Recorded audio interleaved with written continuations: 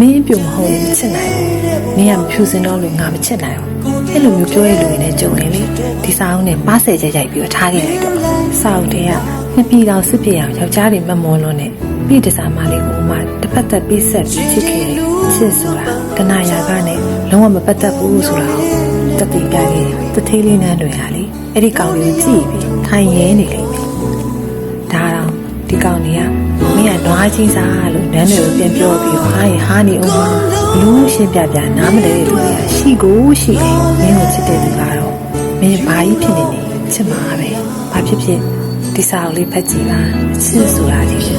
နည်းနည်းလေးခံစားရလိမ့်မယ်အပြင်လောကမှာ